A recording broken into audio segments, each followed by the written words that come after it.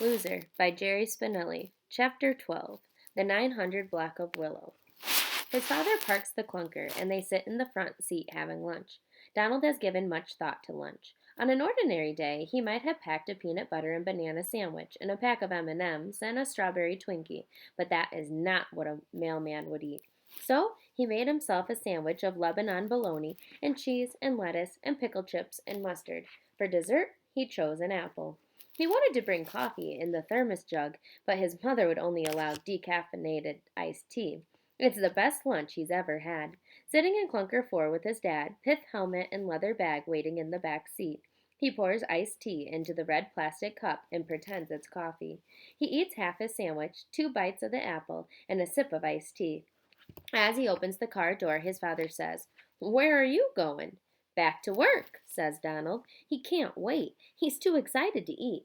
"Close the door. Relax," says his father. "You don't just wolf down your lunch and run off. Lunchtime is not for eating. Working man needs a break." Donald closes the door. He sits back. He folds his arm. He looks at the ceiling. He whistles. His father laughs. "Are you relaxing?" "Yep." "Well, we don't just relax. We talk, too. We have a chat." "What do we chat about?" "Anything we want." Donald doesn't have to think long. "Dad," he says, "do you think it's going to snow?" "Someday, sure.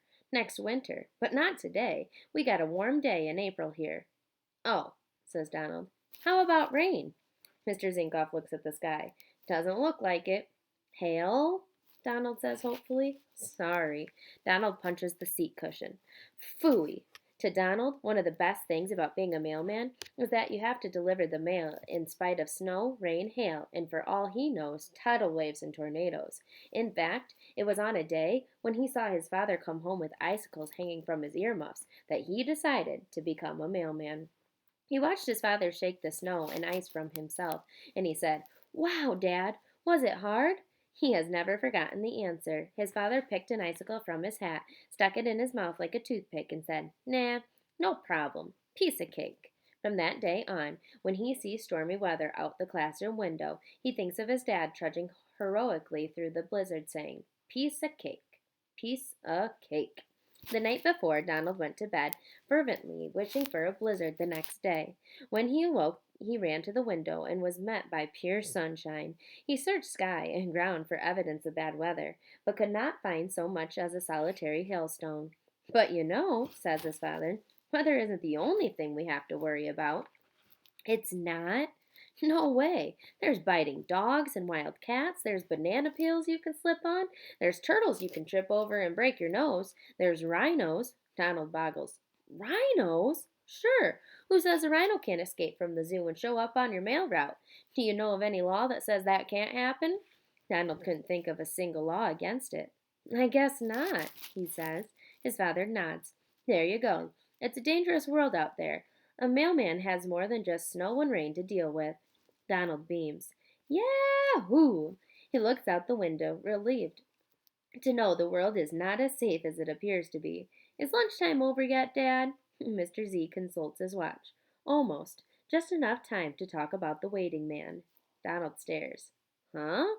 "The waiting man. You'll see him in the next block, the 900 block, 924 Willow. You can see him in the window behind the mailbox." Donald is intrigued. "Is he waiting for the mail?" "No. He's waiting for his brother. I hear he's been waiting for him for 32 years. His brother went away to fight in the Vietnam War and was MIA and never came back." Donald senses a sadness somewhere in the distance. "What's MIA?" "Missing in action. It means they're pretty sure he was killed, but they can't find his body." "Are you pretty sure, Dad?" His father looks out the window. He nods slowly. "I'm pretty sure." "Isn't the waiting man pretty sure?" "I guess not." 32 years. Donald cannot imagine it. Donald cannot wait more than 32 seconds for anything. Of course, a brother isn't just anything. 32 years? Would he wait that long for a brother? Would he wait that long for Polly? His father claps his hands. "Okay, enough of this chit chat. Time to hit the trail. Let's go. People are waiting for their mail." Donald scrambles into the back seat. He straps on the bag, plunks on his helmet, and hits the sidewalk. As it turns out, no escaped rhinos are out and about this particular day. No turtles either. Not even a banana peel. But Donald does see the waiting man. He's a face in the window next to the numbers white against the brick. 924. He appears to be wearing pajamas. His white hair is thick around his ears and wispy on top. He is looking up the street in the direction that Donald came from. When Donald stands on the top step, he is close enough to reach out and touch the window. But the waiting man does not turn, does not seem to know Donald is there. He merely stares unblinking up the street. Donald watches the waiting man for much longer than he realizes. He does not move away until in his own mind he has waited longer than he had ever waited for anything in his life. He is at the next house before he realizes he has forgotten something. He rushes back to deliver 924 its letter. The waiting man is still there. Several houses later, Donald hears someone behind him calling, "Mailman! Oh, mailman!" He turns. He has to lift his head to see out from under the brim of the pith helmet.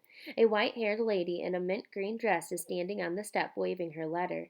She is surrounded by a four-legged aluminum walker. She's smiling at him. "Thank you, mailman," she calls. Donald calls back, "You're welcome." He stands at attention and salutes her. Shortly after that comes a moment Donald has not expected. He reaches into the bag and feels nothing but leather. He takes it off and puts it on the sidewalk and peers into it. Nothing. Empty. He has delivered his 100 letters. Many times he has imagined the start of Take Donald's Ink Off to Work Day. Never has he imagined the end of it. Clunker 4 grumbles at the curb. "Work day's over," calls his dad. "Time to go home." Reluctantly, Donald drags the bag to the car. He gets in. He does not take off his helmet.